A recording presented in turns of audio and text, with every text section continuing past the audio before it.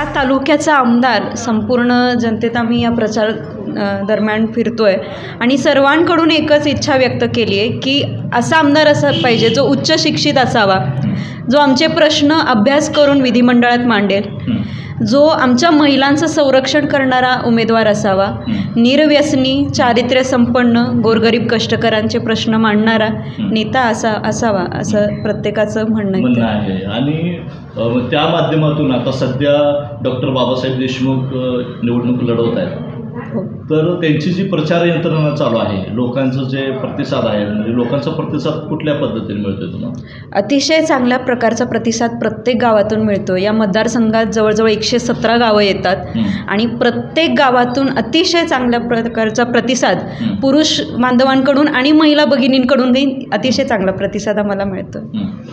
ज्या ज्या गावामध्ये तुम्ही जाताय त्या ठिकाणी आबासाहेबांच्या आठवणीला उजाळा दिला जातो का? निश्चितपणे, कारण आबासाहेबांचं कामच तसं आहे की जिथे जिथे जातोय तिथे तिथे आबासाहेबांच्या आठवणींना उजाळा दिला जातोय.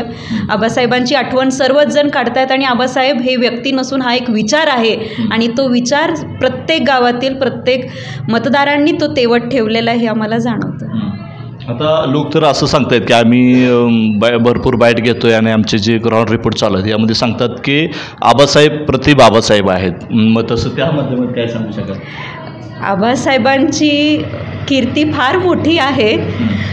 बाबासाहेब निश्चितपणे त्यांचेच नातू आहेत, त्यांच्या संस्कारात वाढलेले आहेत, त्यामुळे त्यांची छबी त्यांच्यात दिसते, मतदारांना तशी दिसते. पण आबासाहेबांची प्रतिमा फार मोठी आहे. पण डॉक्टर बाबासाहेब देशमुख निश्चितपणे त्यांच्याप्रमाणेच या गोरगरीब लोकांची सेवा करण्याचा प्रयत्न करत आहेत. आता प्रचार यंत्रणामध्ये तुम्हाला नवनवीन अनुभव काय येतात? म्हणजे या प्रचार यंत्रणेत आम्हाला एक गोष्ट प्रामुख्याने जाणवली की आमच्या माता भगिनींनी ह्या प्रचार यंत्रणेत सक्रिय सहभाग खूप नोंदवला आहे आणि त्यांनी निर्धार केला आहे की आता आमचे हे लाडके भाऊ डॉक्टर बाबासाहेब देशमुख यांना आम्हाला विजयी करायचं आणि त्याच्यासाठी या महिला आघाडीच्या सर्वच पदाधिकारी, सर्व कार्यकर्त्यांनी प्रचार यंत्रणा स्वतः आपल्या हातात घेतलेली दिसते. आता लाडका भाऊ हा विषय निघाला म्हणून मी विचारतोय, महायुती सरकारने लाडक्या बहिणींसाठी 1500 रुपये दिले होते, त्या लाडक्या बहिणीचा परिणाम किंवा त्या 1500 रुपयेचा परिणाम असं कुठं तुमच्या यंत्रणेत दिसून आलं का प्रचार? आम्ही जिथे जिथे जातोय तिथे तिथे असाच प्रतिसाद आहे. ताई, आम्हाला 1,500 रुपये मिळालेत, पण आम्हाला रोजची फोडणी आमची महाग झाली आहे. आमच्या मुलांना हे 1,500 रुपये जे आपल्याला आहेत त्यापेक्षा आम्हाला काय हवं आहे? आमच्या मुलांना चांगलं शिक्षण हवं आहे. या कोरोनाच्या काळात सरकारी दवाखान्यांची कशी दुरावस्था झाली आपण सर्वांनीच पाहिली. आमच्या कुटुंबातील प्रत्येक व्यक्तीला चांगलं आरोग्य हवं आहे. आपला तरुण जो सुशिक्षित आहे पण बेरोजगार आहे त्याला नोकरीची संधी या ठिकाणी उपलब्ध करून हवी आहे. त्याचबरोबर महाराष्ट्रातच नाही तर सांगोला तालुक्यात देखील महिलांच्या सुरक्षितेचा प्रश्न जाणवतोय. महिला सुरक्षित हव्यात, या गोष्टी त्यांच्या मागण्या आहेत.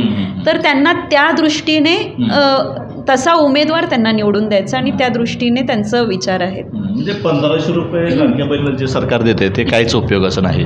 काहीच उपयोगाचं म्हणण्यापेक्षा 1500 रुपये एका हाताने दिलेत पण दुसऱ्या हाताने प्रत्येक गोष्टीचे भाव वाढवलेत. तेलाच्या डब्यांची किंमत वाढली, डाळीचे भाव वाढलेत, शेंगदाण्याचे भाव वाढलेत. मग एका हाताने द्यायचे आणि दुसऱ्या हाताने घ्यायचे, असं थोडंसं दिशाभूल करण्याचा प्रयत्न या ठिकाणी होतोय असं प्रत्येकाचं मत येतं. मग आता यासाठी पर्याय महाविकास आघाडी आहे का महायुती आहे? सरकार कुठलं आलं पाहिजे याच्याबद्दल वक्तव्य करण्यात मला वाटत नाही. आपण जे जनरली बघतोय आज जे महागाई वाढलेली आहे, दुधाचे दर कमी आहे, तर आता जे मका वगैरे शेतकऱ्यांचं जे आहे त्या पिकाला हमी भाव नाही, यासाठी म्हणजे योग्य कोण वाटतंय? महाविकास आघाडी करू शकते का महायुती करू शकते असं मला वाटतं? मी कोण येणार हे विषय नाही, तर जे फरक जाणवत काय फरक जाणवत सध्या तरी सध्याच्या परिस्थितीत पाहता महाविकास आघाडीचं जे सरकार आहे निश्चितपणे ते या ठिकाणी गोरगरीब लोकांना न्याय देण्याचं काम करेल असं माझ्यासारख्या एका सामान्य व्यक्तीला वाटतं. म्हणजे सरकार कोणाचं जरी आलं तर ते सर्वसामान्यांच्या हिताचं विचार करण्याचं सरकार आलं पाहिजे असं तुमचं स्पष्ट आहे. बरोबर. मग आता अजून काय बोलू शकता बाबासाहेबबद्दल? आता तुमचं काय ठरलंय? आता तुम्ही भावी म्हणजे आमदारांच्या पत्नी आहात, भावी आमदारांच्या पत्नी आहात, म्हणजे असं काय उत्साह काय वाटतं तुम्हाला? उत्साह म्हणजे मी तुम्हाला एक उल्लेखनीय बाब म्हणून सांगते की आमच्या महिला भगिनी या ठिकाणी प्रचार यंत्रणे स्वतः हातात घेऊन फिरतायत, पण या ठिकाणून या 5 वर्षात सध्या गुन्हेगारीचं राजकारणही फार झालेलं आहे, हुकुमशाहीचं राजकारण या ठिकाणी दिसतंय. आणि या आमच्या महिला आघाडीच्या पदाधिकाऱ्यांना काही विरोधकांकडून, पुरुष कार्यकर्त्यांकडून त्रास देण्याचा प्रयत्न देखील झालेला आहे. पण तरी देखील या आमच्या महिला भगिनी थांबलेल्या नाहीत. आणि एक अतिशय चांगलं उत्तर त्यांच्याकडून मला मिळालं आहे की ताई, हा प्रचार यंत्रण करत असताना आमच्या हातात एक कागद आहे आणि या कागदावरती एका बाजूला ज्यांनी 50-55 वर्ष आमचं रक्षण केलं, या तालुक्याचे भाग्यविधाते स्वर्गीय बाई गणपतरावजी देशमुख यांचा फोटो आहे.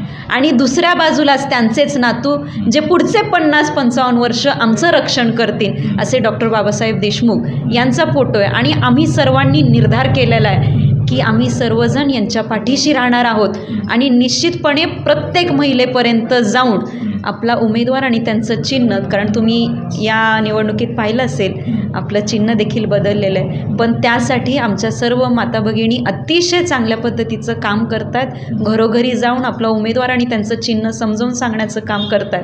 आणि मला खात्री आहे की या सर्व माता भगिनी, त्यांचे आशीर्वाद डॉक्टर बाबासाहेब देशमुख यांच्या पाठीशी आहेत.